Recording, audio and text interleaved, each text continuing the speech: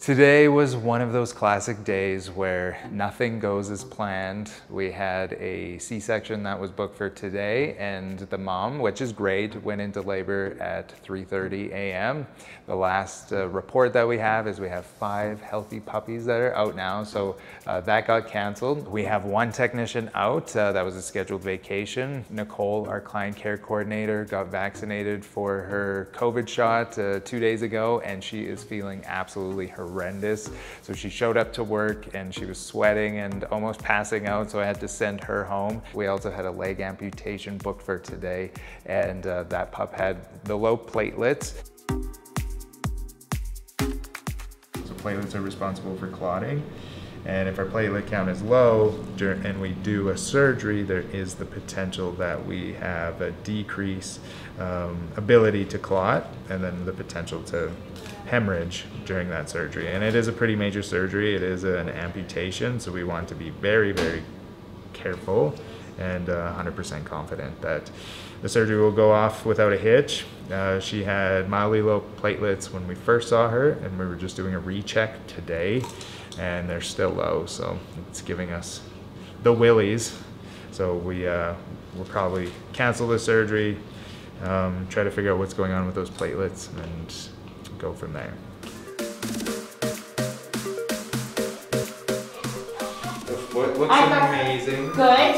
So this is the pup that we did last week. Yeah. That had the abscess. It looks like we're gonna lose this little nail here. Okay. But that's okay. Will it grow back? Yes. Okay. Doesn't look like it's hurting by any means. Okay. And then with this one, this is the eye from last Yeah. week. So the eye's looking a lot better, but we're gonna do a stain to see if we have a deep corneal ulcer now that the goop is out. And we may have to remove that eye eventually. Okay. Yes. But we're looking healthy. So Demodex mites are a normal thing that we find in dogs, adult dogs, and even adult people. One of the fun things we get to do in vet school is pull out our eyelash. Ew. And then we look at it under the microscope, and there's about 20% of the human population that has demodectic mange living in their eyebrows and in their eyelashes. And it doesn't cause any problems. It's really easy for us to take a look. We'll just do a skin scraping and look under the microscope and see if we see any demodex. It's really easy to treat as well. But it could just be some scabs. We'll do a better check when we're ready for our first shots. So for right now, I'm gonna steal these 2. Okay, I'll go do the look at the eye. And then we'll take skin scrapings on both. Okay. They think I'm their mom. Yes, everybody's nice and calm. Just because I'm the dog whisperer. Okay, we'll be back. I put the stain in the eye, and the stain is fluorescein, so it fluoresces. We can see around the eye how it glows. So we're looking for corneal ulcer, or we're looking for a place on the eyeball itself where the stain has been taken in. So I don't see any area on the eyeball itself where stain has gone in. So I don't think we have a corneal ulcer, but we do have opacity in the eye. So we're just going to leave the eye for now. We'll do a recheck in 4 weeks when we come in for vaccines. And if the eye is still looking a little bit nasty, we might elect to just remove it. We're doing a deep skin scraping looking for mites. My top mite differential is demodectic mange, so the demodex mite.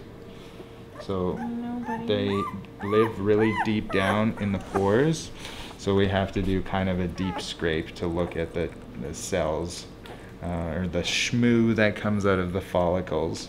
So as opposed to just being able to like pull back the hair and look for little creepy crawlies, these ones burrow way down. I don't see what I'm looking for so far. When you do this deep skin scraping, you're supposed to scrape off the top few layers of skin so that like often you get blood, and I didn't. On those little guys, it feels so wrong to do that. So there's a chance that I just didn't get a good sample. But even if we can't find them, probably just treat on the suspicion of demodectic mange anyhow. I'll need to get a weight on them and see how little drug is needed. That's just the problem with the babies, is it's just they're so tiny. Product that will treat for the mange. So it's basically in the category of Ivomec, which is very popular now in the news because it's a treatment for COVID, a suspect treatment for COVID. So this is in the same family. This is moxidectin instead of ivermectin, but still in the macrocytic lactone category. It's approved to treat demodectic mange. So we will put this on their skin and they'll be good to go. What I want you to tell me or to come back is if we're just seeing any signs of where they're just a little bit sleepier, or if they're having any sort of head shaking besides their normal sort of activity, right? Okay, yeah. It's a really, really, really safe drug. Yeah. But when treating little puppies, we do always have a tiny bit of concern. We just want to make sure that they don't have any neurological issues when they're on the product. Okay. If you just see anything that seems off, then just send me an email. Okay. Okay. Other than that, we're good to go. We've done it. I've done it. So for the rest of the day, we were just absolutely scrambling. So between cancellations and missing people, and yeah, it was a chaotic day, but it is just part of the beauty of veterinary medicine. So we're gonna wrap early today, and we'll see what next week brings. It's good. The last good. That's great.